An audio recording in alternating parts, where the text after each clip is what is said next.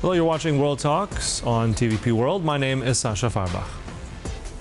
Now, President Donald Trump's comments about NATO allies in Afghanistan, claiming they, quote, stayed a little back, have ignited fury across Europe, from Polish ex-commanders to UK and Dutch officials. Now, are these just words or a test of NATO unity and European resolve? Roland Freudenstein, co-founder of Brussels Freedom Hub, joins us now to discuss the tensions and the takeaways from the World Economic Forum in Davos and what it means for the future of transatlantic relations. Good to have you back on TVP World. Good morning, Sascha.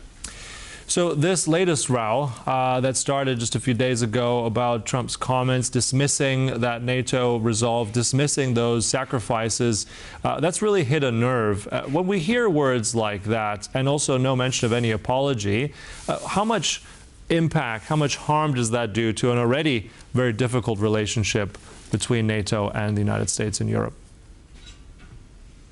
Well, to many people in leadership positions, it won't come as a surprise. I mean, Trump has been like this, abrasive and completely egocentric and dismissive of other people's feelings for his entire times of office. I mean, the first one as well as the second.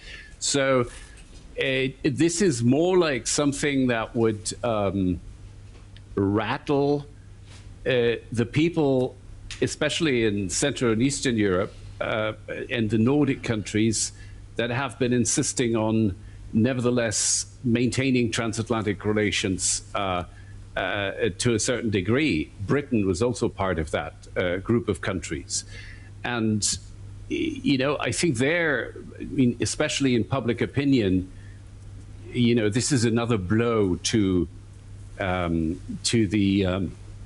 any constructive approach and trust into the U.S. as an ally, because honestly, I mean, Trump is just needlessly insulting the nations that came to the help of the United States in 2001 after 9/11 in Afghanistan, and the countries that actually lost soldiers. And I think we have to remind ourselves and President Trump that the Europeans altogether lost almost half of the number of soldiers that the US had as casualties in Afghanistan.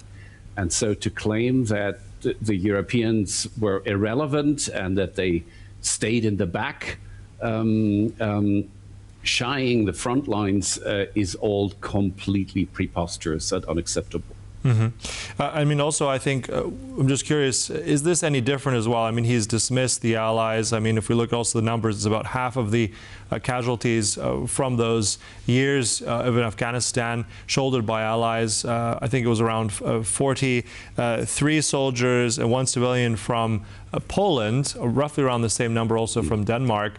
Now, one interesting thing I want to get your view on, because Trump has also been criticized by the right. So if we look at a traditional ally of his, President Nawrocki, also recently saying that there's no doubt that Polish soldiers are heroes, they deserve respect and words of gratitude for their service. Is this going to ultimately also rattle the alliance between connections, not just Poland, but the right and Donald Trump? Has he miscalculated here? Definitely. That was already the fact for his Greenland bid, where he alienated not just Danish national populists, but, for example, Nigel Farage, and in continental Europe also, the far right was really split about this. So, indeed, Trump is now becoming, to a certain extent, a problem of cohesion for Europe's nationalists. There's always been a contradiction between the deep-seated anti-Americanism of most far-right forces in Europe, with their great intellectual tradition of rejecting the West, rejecting the American model and so on, and the newfound love with the American president. And I think this is playing out these days. Mm-hmm. Also, what's adding some kind of, let's say, different levels to analyze, and maybe I want to get some more clarity. We've just also heard an update from the Pentagon's new national defense strategy, and maybe surprise, no surprise, but quoting here as well, that they describe Russia as a persistent but manageable threat, while saying that the United States should focus more on the Western Hemisphere. But that kind of line, what kind of tangible difference is that going to make now on NATO's eastern flank? I mean, this is going to be really critical to countries like Poland, like the Nordic countries and others, Romania included. How is this going to impact U.S. support here in this region? I would not overestimate the weight and importance of individual words and terminology in these documents. We all know that ultimately the one who decides US policy is Donald Trump and nobody else. Of course, there are different forces around him. And here, you know, the fact that Russia wasn't mentioned at all in the national security strategy of last November, and that now it is, at least, it seems to have been inserted by people like Marco Rubio, probably, as a manageable threat. That's nice to hear, but it really depends on what it means in practice. And as far as I read the National Defense Strategy, the document that came out yesterday, it still claims that the US should reduce its presence in Europe and its investment in European security. Well, that's bad enough, I would say. I mean, whether they consider Russia a manageable threat or no threat at all is of secondary importance here. Mm-hmm. And in all that as well, curious, because if we look at Davos, which really was focus and everything was looking at what Trump would say about Greenland in particular, we also had the European Union, also von der Leyen, say very much touting that Europe is united, strong. I think one of the lines here is that a new independent Europe. How much is that square with the reality? I mean, we seem to be jumping from crisis to crisis. How strong is Europe in all this, given the effects of just this last week? Well, let me say two things here. First of all, the Greenland drama, and especially Trump's announcement of punitive tariffs against those countries that had shown solidarity with Greenland, was a Rubicon. I mean, this is a moment where Europe fundamentally changed its perception of the US and the transatlantic alliance, and we're not going back to where we were before. So we know that we have to become much more independent, not just in supporting Ukraine, but also in taking care of our own security. Now, that's one thing.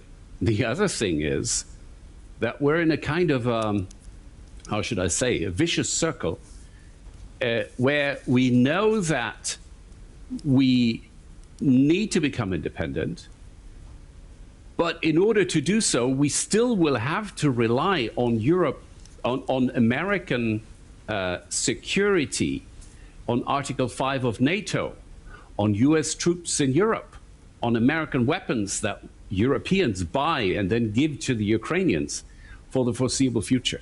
So there is a contradiction here between the short and the long term.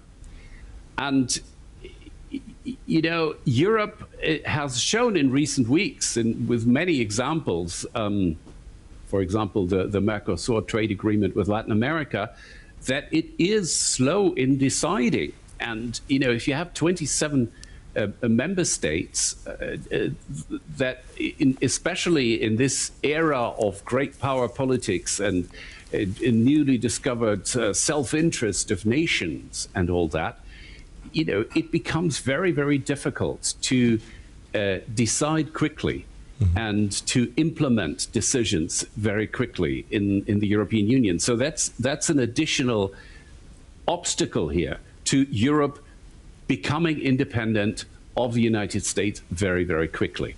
So we're caught in this, and I do believe that we have taken a decisive step forward, at least in terms of perception last week, but we're still not completely united. the US still plays on these differences, play member states against each other, and they will continue to try to do so in the future as well.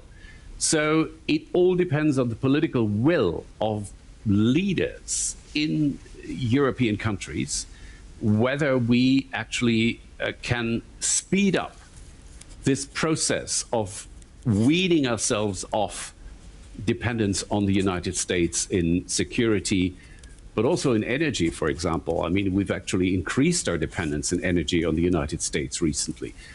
There is no guarantee that Donald Trump won't use this dependency anytime in the future. So we really, really need to work on this, and we haven't found the magic formula yet. Yeah. Interesting point, though. You said that this is the kind of Rubicon moment. I mean, we hear that. We hear the Commission and European Union saying things are much stronger united. But we saw, again, as you said, we paused that US-EU trade deal in the European Parliament. But then we're also hearing that it's probably going to be going ahead anyway, that we have this trade bazooka that the European Union has access to, but we didn't put it into effect. So it's always like we have these tools. We never really show our teeth in this. So quickly on that note, but also I want to ask you about, you said leadership. You said leadership. So I'm just wondering if that's what Trump respects. I mean, who is that? Because if we're looking at, he dismissed Macron very publicly. Is that now going to be Merz from Germany? Is that Meloni? Is it both? Who is going to be that leader or a duo or a trio that Trump will ultimately listen to? Well, here we're coming back to this question of who and what caused Trump to actually climb down, because that's what he did, both with a threat of punitive tariffs and with a threat of using military force. And actually, you could say it seems like he climbed down from a third tree, which is actually the appropriation of Greenland territory. Even that seems to be off the table. So, who caused this? I think it was a combination of, as the beautiful saying goes, talking softly and carrying a big stick. So the big stick here, for the first time, was actually the credible threat of counter-sanctions, of using the anti-coercion instrument, of not just counter-tariffs against the United States, but also all kinds of measures to make life difficult for American big tech companies and services in general. This was not pronounced in a formal decision, but the stick was shown. It was lying on the table, and Trump very clearly knew about this. Second, still in the stick drawer, if you want, was the stock markets that reacted very negatively to the Trump's threat of using punitive tariffs. And last but not least, of course, there was also close coordination between the Europeans and members of Congress from both sides of the aisle. So these were Democrats anyway, but there were also a sizable number of Republicans that were actually opposed to Trump's tactics about Greenland. And so all this together was, let's say, incentivizing Trump to climb down. But then came this speaking softly part. And here we have Mark Rutte, the old flatterer, calling Trump daddy back in The Hague at the NATO summit last year. And this has become a kind of code word for soft talking, for flattering Trump. But also, as you mentioned, Friedrich Merz and Giorgia Meloni, who seemed to have played important roles behind the scenes, talking to Trump behind closed doors, and making it clear to him that on the one hand, we're united, that this threat of punitive tariffs by the United States was a mistake, and that Europe could react, but that there is a way forward. There's even a fate-saving solution for Trump, where he can claim that now the US has access to military bases in Greenland forever and so on. Well, he always had this access, but don't tell anyone. According to the 1951 defense agreement between the US and Denmark, US has complete freedom to actually create as many military bases as they want. Yeah, but let him believe that it was his achievement. I have to jump in there. I mean, there's so many facets to it. It was that climb down for this week, but let's see where we stand then next week in all this. Look, always a pleasure having you on here with us. Thank you so much, Roland Freudenstein. Thank you. Thank you. And thank you for watching. That concludes World Talks, but stay right here on TVP World for more news and commentary. Goodbye.